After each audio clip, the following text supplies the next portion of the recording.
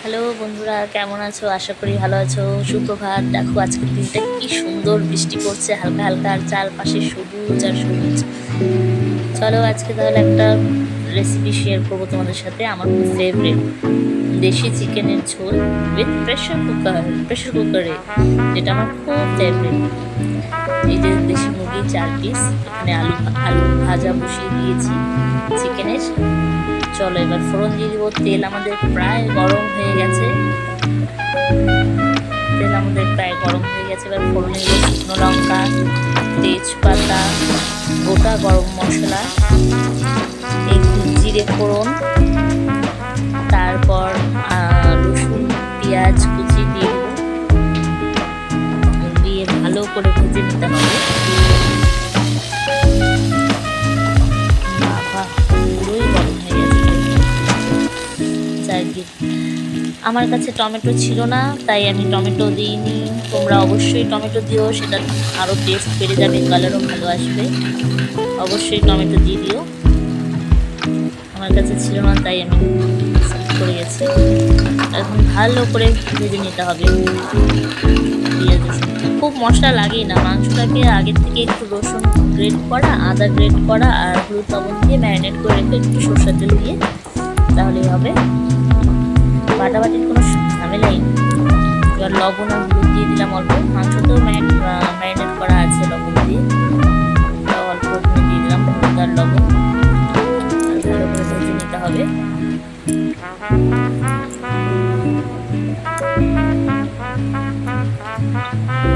একটু কালার বা হালকা হালকা ঝালের জন্য একটু লঙ্কা গুঁড়ো দিয়ে দিলাম। খুব একটা ঝাল করবো না, ছেলের জন্য করা হচ্ছে তো, সামান্য। আর যদি তোমরা ঝাল খেতে পছন্দ করো, অবশ্যই ইচ্ছে মতো ঝাল দিও, তাতেও ভীষণ টেস্টি লাগে। অ্যাকচুয়ালি প্রেশার কুকারের ফ্লেভারটাই খুব মানে আমেজিং। যখন সিটিটা পড়ে তখনই তোমরা গন্ধটা শুকে টের পাবে যে এত সুন্দর গন্ধ বেরোচ্ছে। তোমরা অবশ্যই ট্রাই করো, আর অবশ্যই আমাকে কমেন্টে জানিও কেমন লেগেছে।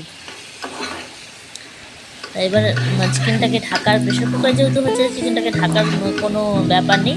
এই নাড়তে হবে, কষতে হবে, নাড়তে হবে, কষতে হবে। হালকা জল ছেড়ে আসবে, আবার জলটাকে শুকানোর জন্য আবার কষতে হবে। দেখো জল তেল ছাড়ছে আস্তে আস্তে, জল শুকোচ্ছে আর তেল ছাড়ছে। নাড়তে থাকো, জল বেরিয়ে গেছে চিকেন থেকে। দেখতে পাচ্ছ তোমরা, জল বেরিয়েছে চিকেন থেকে, আর ওই তেলটাও ছাড়ছে আস্তে আস্তে। ভাজা হচ্ছে আর কষা হচ্ছে আর তেলটা ছাড়ছে। আলুটা দিয়ে দিলাম এর মধ্যেই।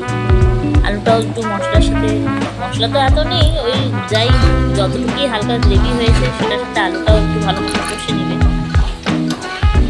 এবার আমরা নাড়বো আর কষাবো, নাড়বো আর কষাবো।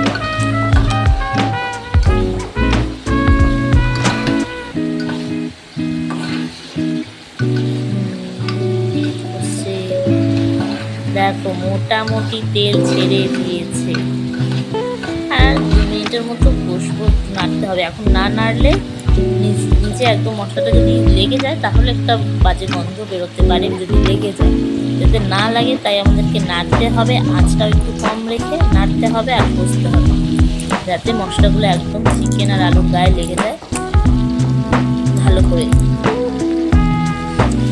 এবার হয়ে গেছে, দেখো জল দিয়ে দিব। জল দিয়ে দিলাম। জল একদম বেশি দিবে না, হালকা মাংসটা ডুবো ডুবো হবে, অতটুকু দিলেই হয়ে যাবে। অল্প ঝোল থাকবে, আর প্রেশার কুকারে যেহেতু সিটি পড়বে তাই জলটা এতটা শুকোবে না, তো ভাপে হবে তো, তাই খুব একদম জল দিবে না। এই দেখো হালকা মাংসটা দেখা যাচ্ছে উপরে অল্প অল্প হালকা ডুবো ডুবো, এইটুকু জল দিলেই যথেষ্ট। এবার ভালো করে ফুটবে, তারপর আমি ঢাকনা লাগিয়ে দিব। দেখো ফুটে এসেছে, এবার ঢাকনা চেপে দিব। ঢাকনা চেপে প্রথম সিটিটা খুব হাই ফ্লেমে একটা সিটি দিবে, তারপর নর্মাল 3টে সিটি দিবে। দেখো হয়ে গেছে।